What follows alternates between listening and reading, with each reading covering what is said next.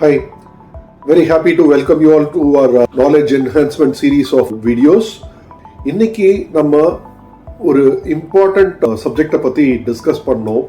ரீசெண்டாக என்னோட ஒரு கிளைண்ட் கூட நான் டிஸ்கஸ் பண்ணிட்டு இருக்கிறச்ச I was trying to understand the next generation, the Gen Z kids எல்லாருமே வந்து they get into employment immediately after graduation, campus interviewsல with a very decent and a handsome package நான் சொல்லணும். இந்த மாதிரி ஒரு பேக்கேஜ் இருக்கிறச்ச தி present generation of அவங்க parents என்ன பண்றாங்கன்னாக்க they want them to get into some sort of a discipline நினைச்சுக்கிட்டு அவங்கள வந்து ஒரு burden impose பண்றாங்க. They want them to get into buying some real estate property, ஒரு ஃபிளாட்டோ ஒரு வீடோ ஒன்று வாங்கிட்டு அதுக்கு வந்து ஒரு லோன்ல போட்டுட்டு ஒரு 20 இயர்ஸ்க்கு இஎம்ஐல போட்டு அவங்கள வந்து லாக்இன் பண்றாங்க. இது வந்து யூஸ்வலா எல்லா பேரண்ட்ஸும் கொடுக்குற அட்வைஸ் தான். பட் இது ஐ தாட் இது வந்து ரொம்ப ரொம்ப டஃப் ஆன் தி யங் கிட்ஸ்னு எனக்கு தோணுச்சு. அதனால தான் ஐ ஜஸ்ட் தாட் நானும் என்னோட டீமும் we started working on this and we found out that it is really taxing. We don't have to make them இந்த மாதிரி ஒரு ஸ்ட்ரெனுவஸ் இதை எடுத்துக்கணுங்கிற அவசியமே கிடையாது. அதனால பார்த்தோம்னாக்கா லெட்ஸ் அஸ்யூம் ஒரு ப்ராஜெக்ட் ஆஃப் 1 crore ஒரு ப்ராப்பர்ட்டி பார்க்குறாங்க 1 crore-க்கு. ஓகே, அதுக்கு 20% டவுன் பேமெண்ட் பே பண்ணுறாங்க, which is around 20 lakhs. Balance 80 lakhs-க்கு they approach a banker for a home loan. இவங்களோட பேக்கேஜஸ்லாம் பார்க்கறச்ச இட் இஸ் வெரி லியூரிங். அதனால ஒன்றும் ப்ராப்ளமே இருக்கிறது இல்லை. Loan easily get sanction. So ஒரு 80 lakhs home loan at the current rate of interest, which is around 7.5% to 9% மட்டும் இருக்கு. on an average பார்த்தா 8% வச்சுக்கலாம், ரைட்டா? ஒரு 8% random rate of interest இருக்கிறதுல நம்ம ஒரு 20 இயர்ஸ்க்கு எடுத்தோம்னாக்க how does it work outனு பார்த்தோம்னாக்க 1 crore ப்ராப்பர்ட்டிக்கு like I told you 20 lakhs வந்து அவங்க வந்து டவுன் பேமெண்ட் பண்றாங்க, பேலன்ஸ் 80 lakhs வந்து ஹோம் லோன் எடுக்கிறாங்க. The monthly EMI will work out to around 66 to 67,000 rupees. Okay, approximately நான் சொல்றேன். The exact calculations I can give it to you if you require. 67,000 rupees per month வந்து அவங்களுடைய monthly EMI இருக்கும் for the next 20 years. That is 240 monthly installments அவங்க வந்து பே பண்ணணும்.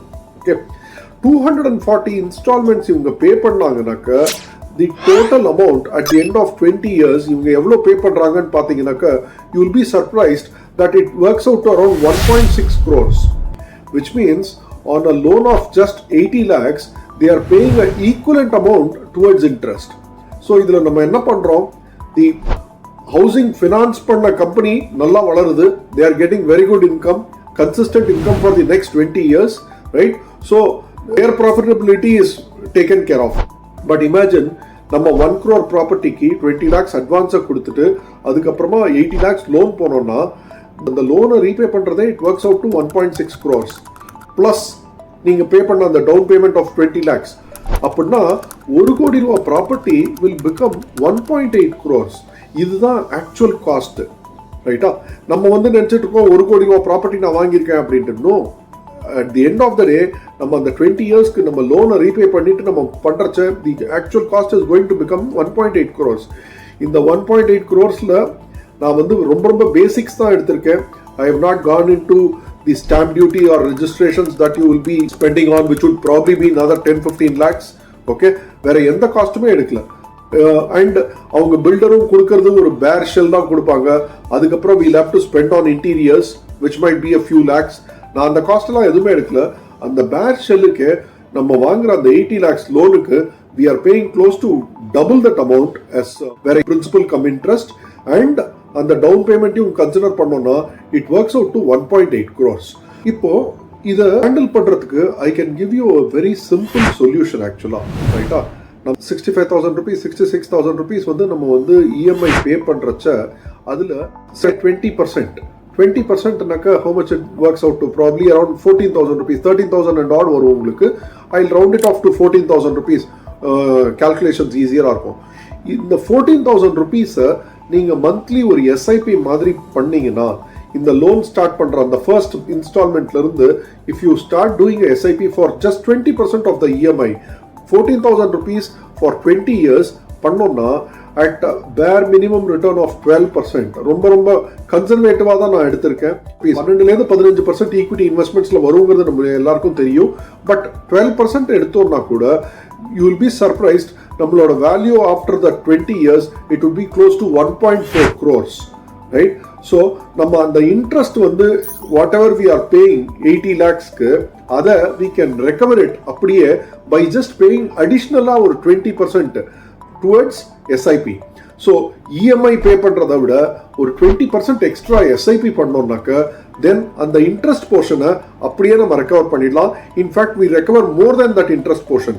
80 lakhs is the interest plus இன்னொரு 60 lakhs extra வருது. Okay, so 1.4 crores நம்ம recover பண்ணிடலாம். இதையே I will even suggest even better proposal. Okay, I am not a very big fan of real estate. Okay, so அதனால தான் நான் இது சொல்கிறேன். இன்ஸ்டன்ட் உங்கள் சன்னோ டாட்டரோ உங்களோட ஃபர்ஸ்ட் ஜாப்ல அவங்க ஜாயின் பண்ண உடனே நீங்கள் வந்து அவங்கள ஒரு ப்ராப்பர்ட்டியில் லாக் பண்ணி ஒரு ஹோம் லோனை வாங்கி கொடுத்து பண்ணாமல் instant try to cultivate the habit of doing a SIP. EMI is a bad monthly installment. SIP is a very good monthly installment.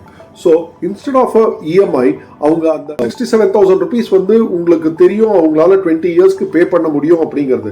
Instead of paying it towards a home loan, if they start doing a SIP, அதே 65,000-66,000 rupees towards SIP அவங்க பண்ணாங்கன்னா 12% rate of returnல 20 yearsல you will be surprised the corpus will be close to 6.5 crores. Right? So நம்மளுக்கு ப்ராப்பர்ட்டியை வாங்கி அது 20 yearsல இந்த அளவுக்கு appreciate ஆகுமான்னு எனக்கு தெரியாது. பட் டெஃபினட்டா இது வந்து 6.5 crores வந்துடும் உங்களுக்கு at the end of 20 years. Right? So இதில் ஃபர்தராக நீங்கள் எந்த எக்ஸ்பெண்டிச்சரும் கிடையாது. There is no property tax, there is no water tax, there is no regular maintenance to be done. Painting 5 வருஷத்துக்கு ஒரு வாட்டி பண்ண தேவையில்லை, பிளம்பிங் வேலை பண்ண தேவையில்லை, ஆர் எலக்ட்ரிக்கல் ஒர்க்கு ரீஒர்க் பண்ண வேண்டிய அவசியம் கிடையாது. இந்த மாதிரி எந்தவித எக்ஸ்பெண்டிச்சருமே கிடையாது. You just two your SIP for the next 20 years. Automatically it would have grown to 6.5 crores. Right? இது வந்து ஒரு பார்ட் தான் நான் சொல்லியிருக்கேன். பட் ரிமெம்பர், நம்ம ஒரு 20 lakhs டவுன் பேமெண்ட் பண்ணோம். அந்த 20 lakhs நீங்க வந்து ஒரு லம்சம் இன்வெஸ்ட்மெண்ட்டா பண்ணிட்டு ஃபாலோ வித் திஸ் எஸ்ஐபி. அப்போ what will happen is இந்த 20 lakhs will also be fetching you a 12% return, and this 66,000 rupees and odd will also get you the return. So put together பார்த்தோம்னா at the end of 20 years it works out to almost 8.5 crores. Right? And the best part is easy to liquidate. The day you want that 8.5 crores to be liquidated, you can just place your order. Within 2 days it comes and gets credited in your bank account. I've seen people who have been struggling to sell their properties for months, years also for in some cases. Right? அந்த ப்ராப்பர்ட்டியை பாதுகாக்கணும், நம்ம அதை maintain பண்ணணும், எல்லாம் பண்ணிட்டு அதுக்கப்புறமா அதை நம்மளுக்கு எப்போ பைசா வேணும்னு நினைக்கிறோமோ அந்த டைம்ல அதை லிக்விடேட் பண்ண முடியாத ஒரு சிச்சுவேஷனும் இருக்கும். But here you get it just in 2 days டைரக்டா உங்க பேங்க்குக்கு கிரெடிட் ஆயிடும் the entire amount.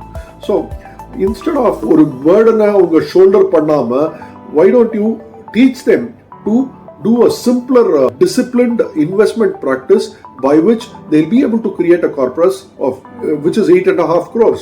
So I'm not even sure that இதே அளவுக்கு appreciation இருக்குமாங்கிறது கூட எனக்கு தெரியாது. Of course rental income இருக்கும். There will be people to argue with me that there is going to be a rental income, property appreciation எல்லாமே இருக்கு, இல்லைன்னு சொல்ல. You know, residential propertiesல rental income is not more than 3.5% in our city. Right?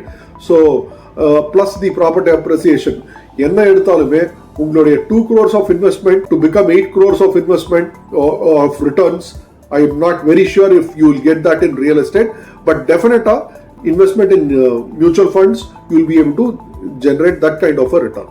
So to put it in a nutshell, இந்த வீடியோவை create பண்றதுக்கு இந்த datas எல்லாத்தையும் create பண்ணி எல்லாம் உங்களுக்கு கொண்டு வரதுக்காக me and my team has put in a lot of efforts into this, and if you really found this insights useful-ஆ இருக்கு அப்படின்ட்டு நீங்க ஃபீல் பண்ணீங்கன்னா please give a like to this video and subscribe to our channel.